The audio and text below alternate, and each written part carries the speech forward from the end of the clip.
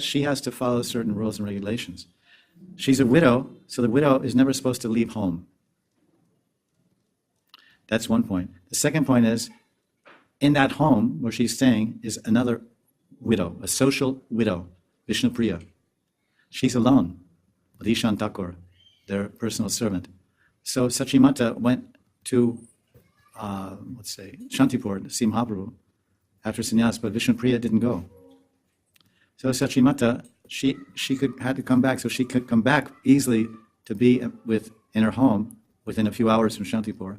So she's in her home as a widow. And secondly, she's there to protect, because she has a duty to actually protect Vishnupriya, who's the social widow of her son, Nimai Vishwambara.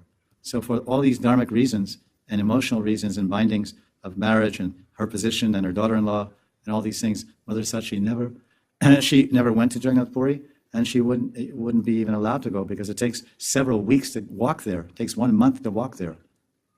So for 1 month, Vishnupriya is all alone. And then 1 month, and then 4 months there, the rainy season, because Mother Sachi can't leave before that. When all the whole group of devotees, 200 or 300 devotees, would go every year from Navadvip Mandal. It was about 50 families. It's not that big a group. I mean, when you say, 200, its number is given about 200 or 300 would go. So husband and wife and 2 kids, that's 4. So 4 times 50 families, that's 200. 50, 60 families, and they move. So now they walk 1 month, they stay 4 and walk back. So 6 months, they're on the move. I mean, 4 months, no one can move anywhere, wherever you are. So 2 months they're on the move. 4 months they're in a lila with Mahaprabhu. I mean, in Puri lila. So therefore, she would be gone for 6 months. She goes to see she can't come back before 4 months, because she can't go by herself. She has to go with Shivananda Sain and Nitai and all the devotees going back. She needs to go with them. She can't move alone.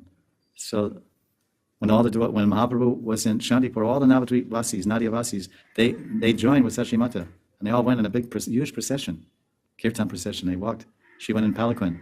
She was carried in palanquin, all surrounded by the Nitya Parishads of Lord Gauranga, having beautiful kirtan, dancing the way to Shantipur.